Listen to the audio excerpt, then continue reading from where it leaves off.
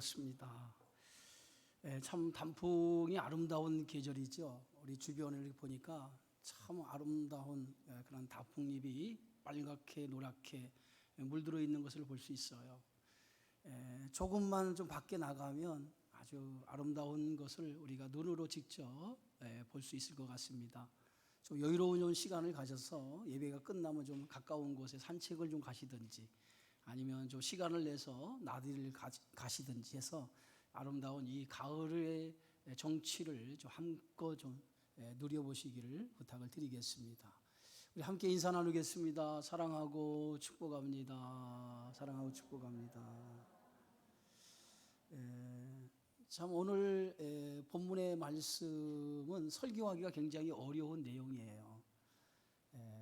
아마 강해 설교가 아니라고 한다면 오늘 이 본문 설교는 잘 선택하지 아니하는 부분입니다. 왜냐하면 이혼에 관한 그런 내용인데 사실 이 설교의 본문은 이민 사회에서는 금기되고 있는 설교의 내용 가운데 하나라고 생각을 합니다. 그러나 어려운 내용이기도 하고 쉽지 않은 설교의 내용이기도 하지만은 오늘 단순히 오늘 본문은 이혼에 관한 그런 내용을 담고 있는 것이 아니라 여기에 심오한 영적인 진리가 이 안에 내포되어 있어요. 그래서 그 내용을 우리가 깊이 한번 살펴본다면 아마도 오늘 본문의 말씀 속에서 우리가 은혜가 되지 않을까 그렇게 생각이 되어집니다.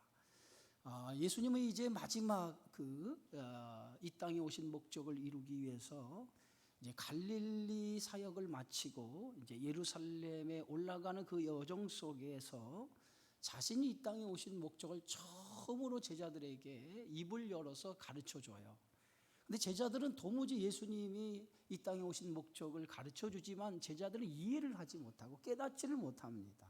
오히려 제자들의 마음에는 예수님이 영광의 자리에 앉을 때에 어느 자리에 앉을 것이냐라고 하는 누가 크냐, 누가 더 예수님 앞에 인정을 받을 거냐라고 하는 거에만 관심을 가지고 있었다는 거죠. 이제 예수님은 그러한 관심을 가지고 있는 제자들에게 이제 이 땅에 오신 목적을 설명을 하고 이제 예루살렘 자신이 이 땅에 오신 그 목적을 이루기 위해서 갈릴리를 떠나서 이제 유대 지경 요단강 건너편에 이제 도착을 하게 되어지죠. 이제 머지않아 예수님은 이제 예루살렘에 이제 올라가실 것입니다. 갈릴리 그 호수 예수님의 주변 선교 지역에서 이 요단강 건너편까지 우리 거리를 계산한다면 한 2, 3일 정도 소요되는 그런 거리예요. 아마 오늘 2, 3일 정도 소요되는 그 거리에 가시면서 그 내용은 성경에 자세하게 설명하고 있지 않지만은 갈릴리를 떠나서 예수님은 유대 지역인 갈릴리 건너편에 도착을 한 거예요. 예수님이 갈릴리 이제 그 요단강 건너편에 도착을 하니까 많은 무리들이 예수님을 알아본 거예요. 예수님을 알아보고 막 인산인해로 예수님 앞에 모여들기 시작을 했습니다. 그 모여드는 그 수많은 군중 앞에 예수님은 그들에게 하나님의 나라의 비밀을 그들에게 가르쳐 주죠. 그런데 이때에 이 바리새인들이 예수님을 찾아와서 한 가지 예수님께 질문을 던져요. 그 질문을 던지는 말씀과 그 질문에 답하는 말씀이 오늘 본문의 내용입니다. 자, 그러면 그 예수님이 요단강 건너편에 도착했을 때 바리새인들이 예수님께 한 질문이 어떤 질문이냐? 오늘 성경의 말씀을 보면 사람이 아내를 버리는 것이 옳습니까? 라고 하는 질문이었어요. 그런데 이 질문을 던지는 바리새인들이 정말 예수님 앞에 무엇이 옳은가에 대한 정답을 듣기 위해서 저들이 예수님 앞에 질문을 한 것이 아니라 그들이 예수님을 시험하고자 했다는 거예요. 시험하고자 이런 질문을 던졌다는 거예요. 어떻게 보면 이 시험하다라고 하는 말은 유혹하고 예수님을 어떤 이러한 예수님의 대답을 통해서 빌미를 잡아 예수님을 넘어뜨리려고 하는 계략 속에서 이 질문을 던졌다는 거예요. 그런데 바리새인들이 예수님을 시험하는 그러한 시험이 이번만이 아니라는 거죠. 우리가 마가복음 12장에 보면 이 바리새인들이 예수님께 나와서 가이사에게 세금을 내는 것이 옳습니까? 라고 하는 질문을 통해서 또 예수님을 시험하고 넘어뜨리려고 하는 그러한 계략을 볼 수 있지요. 어떻게 보면 예수님의 삶 자체가 시험을 당하는 삶이었어요. 공생애를 시작하면서부터 예수님은 마귀에 이끌려 광야에 들어가서 마귀에게 3번이나 시험을 당하죠. 예수님의 삶 자체가 시험을 당하는 인생입니다. 그런데 이 시험이라고 하는 것은 예수님만이 겪는 것이 아니라 오늘 사람이 세상을 살아가는 우리 모두에게도 이 시험이라는 거 있어요. 시험이 없는 인생은 없지요. 그래서 야고보 사도는 야고보서 1장에 형제들아 너희가 여러 가지 시험을 당하거든 온전히 기쁘게 여기라. 이는 너희 믿음의 시련이 인내를 만들어내는 줄 알미라. 이 시험이라고 하는 것을 우리로 하여금 인내를 만들어내는 과정이라는 거예요. 그래서 시험이 찾아오면 그 시험을 기쁘게 생각하라는 거예요.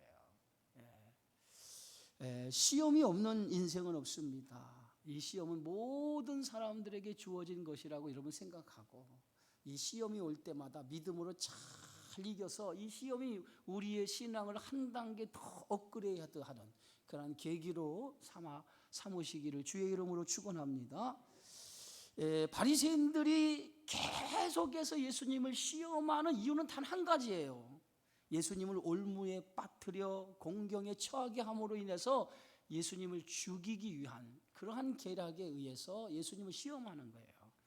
이 바리새인들의 오늘 이 질문은 아내를 버리는 것이 옳습니까? 라고 하는 거예요. 이혼의 문제를 들고 예수님을 시험했습니다마는 사실 여기 안에는 상당한 저들의 계략적인 그것이 그 안에 숨겨져 있다고 하는 거예요. 그때 예수님이 바리새인의 질문을 받고 모세가 어떻게 너희에게 명하였느냐, 다시 말해서 율법에는 이 이혼의 문제에 대해서 어떻게 말하고 있느냐라고 그들에게 예수님이 되묻는 것을 볼 수 있어요. 그랬더니 그 바리새인들이 예수님의 다시 질문을 받고 이렇게 대답하죠. 율법에 의하면, 모세에 의하면 이혼 증서를 써서 이혼을 하도록 되어 있습니다 라고 예수님께 그렇게 대답을 하죠. 당시 이혼이라고 하는 이 문제는 유대 사회에 굉장히 큰 사회 문제였어요. 오늘날도 이혼은 사회 문제인 것처럼 더욱이 그 사회 문제가 된 이유 중에 하나가 뭐냐면 유대 지경을 다스리던 헤롯 안디바가 자기 아내와 이혼을 하고 이복 동생의 아내와 결혼을 하게 되어져요. 이것이 사회적으로 정치적으로 큰 문제, 이슈가 되어서 당시 헤롯 안디바가 행한 일에 대해서 누구도 그것이 잘못되었다라고 고발하지 않는 사회적인 환경이었어요. 그런데 이 잘못된 것을 세례 요한이 나서서 그 헤롯 안디바가 행한 이 일에 대해서 잘못했다라고 강력하게 그들의 잘못을 지적하죠. 결국은 세례 요한이 그것 때문에 헤롯 안디바에 붙잡혀서 감옥에 갇혀요. 그리고 나중에 목이 잘리는 일이 일어나게 되어져요. 이혼 문제에 있어서 당시 랍비들의 주류를 이루고 있는 두 학파가 있어요. 삼마이 학파와 힐렐 학파라고 하는 학파가 있는데 이 이혼의 문제에서 이 두 학파가 서로 의견이 대립되고 있었습니다. 이 삼마이 학파는 간음죄 외에는 절대 이혼은 불가다 이렇게 보수적인 입장을 견지하고 있었고요. 힐렐 학파는 사소한 이유가 있다면 그 사소한 이유 때문이라도 이혼을 할 수 있다라고 상당히 자유주의적인 견해를 가지고 있었어요. 그러나 대부분 유대 사회에서는 이 보수적인 입장을 선택한 것이 아니라 힐렐 학파가 주장하는 그 자유주의적인 이혼에 그들은 동의하고 있었다는 거예요. 유대 사회의 그 당시 분위기였다는 거예요. 당시 정치적으로 사회적으로 상당히 민감한 문제였던 이혼이 그들에 의해서 합리화되었고 또 유대인들이 절대적으로 신뢰했던 모세의 율법의 이혼 증서를 쓰면 이혼이 된다라고 하는 그들의 주장에 이혼 증서만 써주면 되지 하고 이혼을 그렇게 가볍게 생각을 했다는 거예요. 바리새인들이 바로 이러한 사회적으로 정치적으로 민감한 원인이었던 이혼의 정당성 여부에 대해서 예수님께서 시비를 걸기 위해서 질문을 던진 거예요. 어떻게 보면 헤롯 안디바에 대한 정치적인 도전, 또한 모세 율법에 대한 이 두 가지 올가미를 씌워서 예수님을 시험하려고 했다고 하는 거예요. 예수님은 정확하게 바리새인들이 의도하는 의도를 간파하시고, 바리새인들이 이혼의 정당성으로 주장하고 있는 모세 율법, 그 율법에 대해서 율법을 초월하는 창조의 그 규례를 말씀하시면서 그들의 괴계를 무력화시키는 것이 오늘 본문의 말씀입니다. 모세 율법이라고 하는 것은 창조 규례보다 훨씬 이후에 만들어진 법안이에요. 그렇다고 하면 창조의 규례는 훨씬 모세의 율법 이전에 만들어진 상위법입니다. 그러면 후대에 만들어진 법보다도 더 상위법인 창조의 규례가 더 중요하다는 거죠.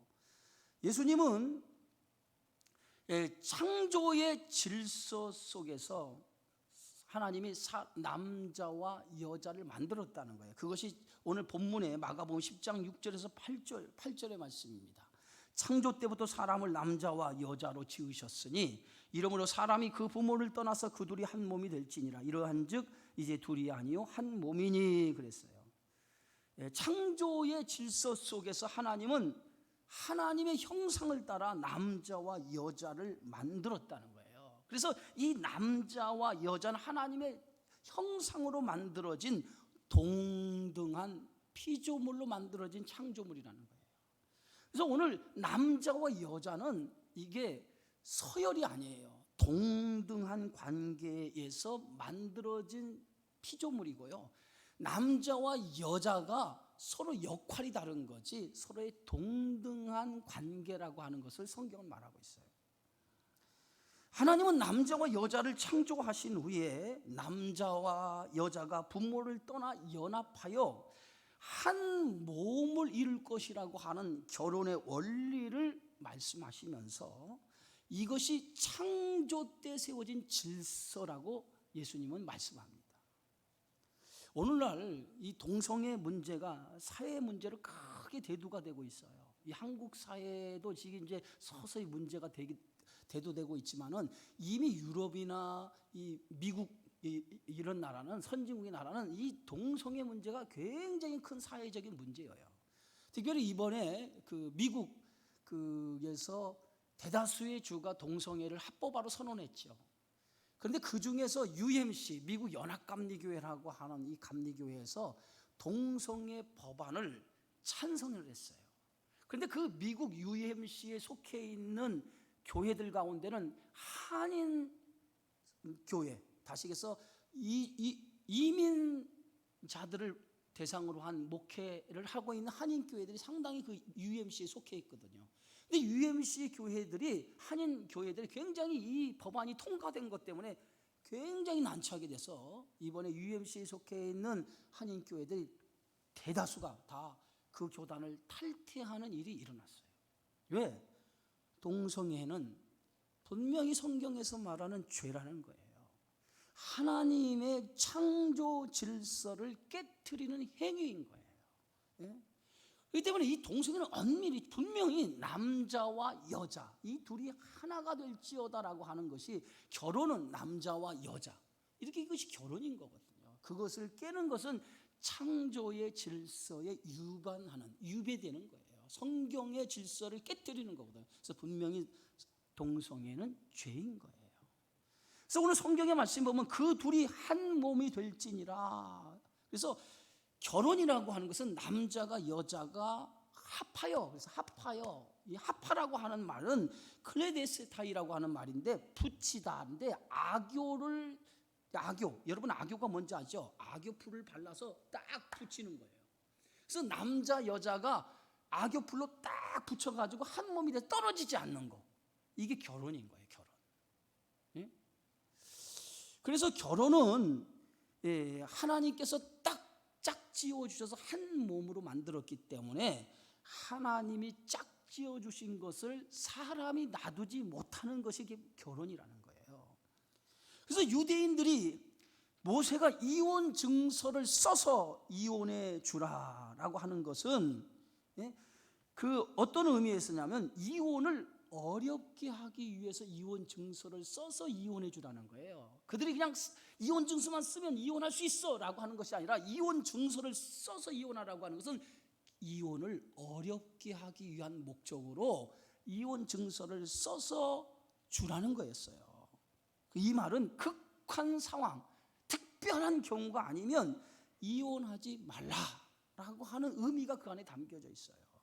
그뿐만이 아니라 결국 이혼할 수밖에 없는 형편이 되었을 때, 부득이하게 이혼할 수밖에 없는 형편이 되었을 때 이혼 증서를 써서 이혼을 하게 함으로 인해서 이혼 후에 벌어질 수 있는 여러 가지 불합리적인 상황을 미연에 방지하고자 이 이혼 증서를 써서 이혼하라고 이 명령을 율법에 쓰여 있던 거예요. 만약 어떤 남자가 이혼을 한 후에 이혼 증서를 써주지 않고 아내를 버리고 난 다음에 다시 그 본처 아내를 찾아가서 찾아를 갑니다. 그래가지고 그 아내가 거부를 할 거 아니에요. 그런데 이혼 증서를 써주지 않았다는 이유로 그 전 아내를 강제로 취하는 문제가 발생할 수 있는 거예요. 그래서 이런 불합리한 문제를 없기 위해서 이혼을 하거든, 부득이하게 이혼하거든 이혼 증서를 써서 이혼을 하라라고 이렇게 율법에 기록한 거예요. 그래서 오늘 성경의 말씀 5절에 보니까 너희 마음이 완악함으로 말미암아 이 명령을 기록하였거니와 그랬어요. 어떻게 보면 이혼 증서를 써서 이혼을 허락한 것은 부당하게 피해를 볼 아내들의 인권을 보장하기 위해서 허락한 것이라는 거죠. 이혼의 당위성을 인정한 것이 아니라 인간의 완악함으로 발생될지 모르는 사회적인 질서를 파괴하는 것을 방지하고자 이 이혼 증서를 쓰라고 하는 거예요. 그런데 이런 율법의 참된 정신을 외면한 채 유대인들은 자기들의 욕망을 채우기 위해서 사소한 일에도 이혼 증서를 써주고 이혼을 했다는 거예요. 이게 사회적인 문제였다는 거죠. 여러분, 율법이라고 하는 것은 사람을 얽매고 그리고 자유를 빼앗기 위해서 만든 법이 아니에요. 율법의 참된 정신은 어디에 있냐면 인간 행복이 있어요. 인간 행복. 법을 만들 때 법의 정신이 뭐냐면 법이 사람을 구속하기 위해서 자유를 억누르기 위해서 법을 만든 게 아니에요. 법은 인간의 행복을 추구하기 위해서 최소한으로 만든 것이 법이에요.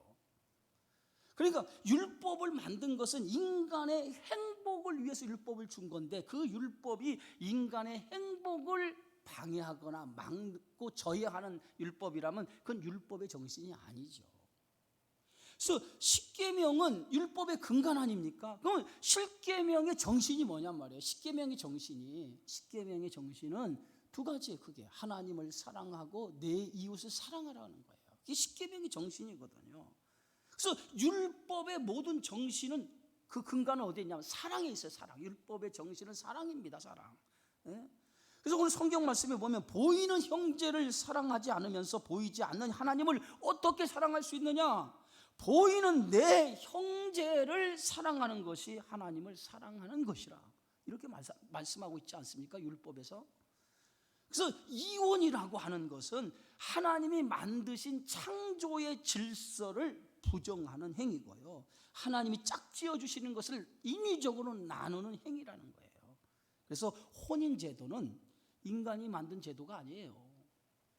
하나님이 만드신 창조의 질서가 혼인제도입니다. 그런 의미에서 율법보다 뭐가 더 앞서요? 인간을 만드시고 법을 준 이 창조의 질서의 법이 더 우선되어지는 상위법이라는 거예요. 그것이 지금 이 바리새인들의 질문에 예수님이 답하는 거예요. 너희 율법에 이혼 증서 써서 이혼한다라고 사소한 문제도 이혼하는 것이 당연하다고 생각하느냐? 창조의 질서 속에서 하나님 주신 법이 뭐냐? 하나님이 짝지어 주신 것을 사람이 나누지 못할지니라. 이것이 우선이라는 거예요. 이제 바리새인과 논쟁이 다 끝났어요. 그리고 예수님이 이제 집으로 돌아오는데, 돌아와서 쉬고 있을 때 제자들이 예수님의 말씀을 이해하지 못하고 다시 그 이혼의 문제를 들고 예수님 앞에 다시 재차 질문을 던져요. 그러니까 예수님이 그 질문에 다시 답을 해줘요. 그것이 뭐냐면 10장 11절 12절의 말씀이에요. 이르시되 누구든지 그 아내를 버리고 다른 데에 장가들은 자는 본처에게 간음을 행함이요, 또 아내가 남편을 버리고 다른 데로 시집가면 간음을 행함이니라.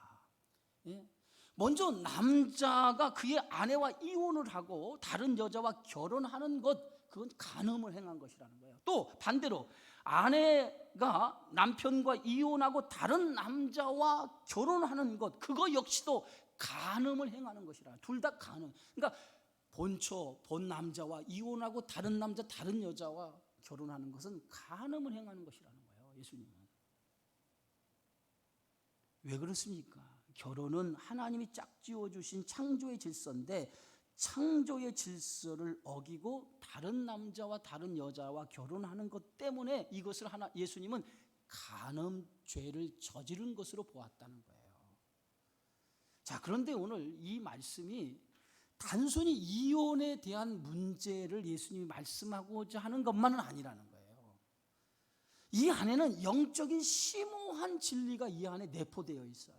그 심오한 진리가 뭐냐면 하나님과 인간 사이의 관계가 어떤 관계냐는 거예요. 하나님과 인간 사이의 관계가 바로 영적인 관계라는 거예요. 부부 관계라는 거예요. 하나님과 인간 사이가 영적인 관계인데, 그 영적인 관계 안에 부부 관계가 하나님과 인간 사이의 관계라는 거예요. 여러분, 하나님이 사람을 만드시고 매우 만족하셨어요. 오늘 창세기 1장에 보면 보시기 심히 좋았더라. 인간을 만들고 보시기 심히 좋았다. 최상급의 그 만족을 하나님이 표현하셨거든요. 인간이 왜 이렇게 하나님이 인간을 만들고 최상급으로 이렇게 만족을 표현했을까요? 다른 피조물과 달리 하나님의 모양과 하나님의 형상을 따라 인간을 만드셨기 때문이에요. 그래서 오늘 분명히 인간을 만들 때는 하나님의 모양과 하나님의 형상을 따라 그랬어요. 그러니까 인간 안에는 하나님의 모습이 있고 하나님의 형상이 이 안에 들어가 있는 거예요. 그러니까 저와 여러분은 여러분 안에 하나님의 형상, 하나님의 모습이 들어가 있어요. 할렐루야. 그런데 인간은 그것뿐만이 아니에요. 오직 인간에게만 하나님께서 무엇을 허락해 주셨냐면 창세기 2장 7절에 보니까 하나님이 땅의 흙으로 사람을 지으시고 생기를 그 코에 불어 넣으시니 불어 넣으시니 사람이 생영이 된지라. 그래서 살아있는 영이 되었다라고 합니다. 그래서 인간을 만들어 놓고 하나님이 인간의 코에 생명, 하나님의 영을 불어 넣으셨어요. 불어 넣으셨다는 거예요. 하나님의 영, 이걸 뭐라고 하냐면 신약 성경은 성령을 우리 안에 불어 넣으신 거예요. 그래서 예수님이 부활하시고 나서 십자가에서 인간의 죄를 다 짓고 죽으시고 부활하시고 나서 첫 번째 제자들에게 찾아가셔서 성령을 받으라라고 하는 얘기가 뭐냐면, 다시 잃었던 인간에게 떠났던 하나님의 영을, 성령을 다시 불어 넣어준 거예요. 그게 죄 문제가 해결하고 세견한 후에 생겨진 결과예요. 자, 생영, 하나님의 영이에요. 그래서 인간만이 오직 무슨 동물이에요? 영적인 동물이에요. 여러분, 동물들에게는, 개나 돼지는 동물들에게는요, 영이 없어요. 하나님의 영이 없어요. 하나님과 교제할 수 없어요. 혼과 육만 있어요. 육신만 있어요. 근데 인간은 영과 혼과 육이 있는 거예요. 그래서 이 생영, 하나님의 영을 허락했다고 하는 건 성령이 우리 안에 들어와서, 성령은 하나님과 교제하는, 내통하는 영 아닙니까? 성령을 우리에게 불어주면 말미암아 우리가 하나님과의 관계 속에서 살도록 인간을 만든 거예요. 그래서 인간은 오직 유일하게 하나님과 관계적인 그런 동물인 거예요. 그게 인간이에요. 에베소서에 보면 바울은 교회론을 말하면서 뭐라고 얘기하냐면, 예수 그리스도는 우리의 신랑이라는 거예요. 그리고 교회는 그리스도의 신부라고 얘기하고 있어요. 예수가 신랑이고 교회는 신부라고 하는 것은 우리를 가리키는 거죠. 교회는 예수를 구주로 고백하는 사람들이 모인 공동체가 교회이기 때문에 그 교회 구성원들은 다 뭐냐? 그리스도의 신부가 되는 거예요. 그 신랑이 누구예요? 예수님인 거예요. 예수님. 예? 그래서 예배소서에 보면 아내가 남편에게 복종하듯이 그리스도는 교회의 머리이기 때문에 주님의 말씀에 복종해야 되고, 남편은 아내를 사랑하는데 주님이 십자가에서 자기의 전부를 내어주어 우리를 사랑했듯이 아내를 사랑하라 라고 하는 것이 오늘 예배소서에서 교회를 통해서 바울이 가르치고 있는 거예요. 아내는 남편에게 복종하고 남편은 아내를 사랑해야 될 이유가 어디 있습니까? 남편과 아내가 한 몸인 것처럼 예수님과 교회, 저와 여러분이 한 몸이기 때문이라는 거예요. 여러분, 죄라고 하는 것은, 죄는 하나님과 분리되어지는 게 죄예요. 죄가 들어오면 하나님과 분리가 돼요. 그게 죄예요. 그래서 죄가 들어오면 하나님과의 관계가 끊어져 버리는 거예요. 그게 죄가 갖는 특징이에요. 원래 인간은 하나님 안에서 살도록 창조가 되어져 있어요. 그래서 오늘 에덴 동산을 만드신 이유가 어디 있냐면 하나님 안에 살도록 하기 위해서 에덴 동산을 지었어요. 창세기 2장 8절에 보면 여호와 하나님이 동방의 에덴의 동산을 창설하시고 그 지으신 사람을 거기 두었다라고 얘기하고 있어요. 그러니까 하나님과 함께하는 이유에서 에덴 동산을 만들어서 그 안에 사람이 살도록 하셨다는 거죠. 그런데 죄가 아담에게 죄가 들어오죠. 죄가 들어온 순간에 어떤 결과가 났습니까? 하나님의 만드신 그 공간 속에 살도록 되어져 있는 인간이 에덴 동산에서 추방을 당해버려요. 이 추방을 당한 게 뭡니까? 하나님과의 관계가 멀어져 버린 거죠. 끊어져 버린 거죠. 그 결과가, 그 원인이 어디 있습니까? 그 원인이 아담과 하와가 사단의 유혹을 이기지 못한 거죠. 사단의 유혹이 뭐예요? 이것을 먹으면, 선악을 먹으면 눈이 밝아 하나님처럼 될 것이라고 하는 욕심, 탐심이 결국은 인간의 죄를 불러일으켰어요. 그 탐심이 뭐예요? 불순종이고, 그 불순종의 원인이 죄인 거예요. 죄. 그래서 성경에 보면 탐심을 뭐라고 얘기합니까? 탐심은 곧 우상숭배니라고 했어요. 우상숭배. 우상숭배가 뭡니까? 하나님을 사랑하지 않고 다른 것을 사랑하는 것이 우상인 거예요. 여러분, 간음이 뭐예요? 간음이 뭡니까? 간음은 한 남자 한 여자만 바라보지 않고 다른 데 눈을 돌리는 것이 간음인 거예요. 예?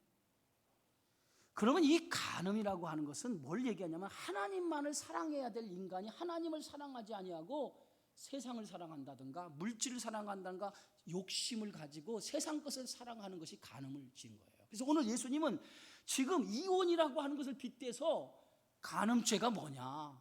하나님만을 사랑해야 될 우리가 하나님을 사랑하지 못하고 다른 것을 사랑하는 것, 그것을 지금 간음죄로 규정하고 있다는 거예요. 죽음은 생물학적인 의미가 아니에요. 하나님 앞에 죄를 지은 인간은 죽게 되어져 있어요. 그 죽음은 생물학적인 의미의 죽음이 아니에요.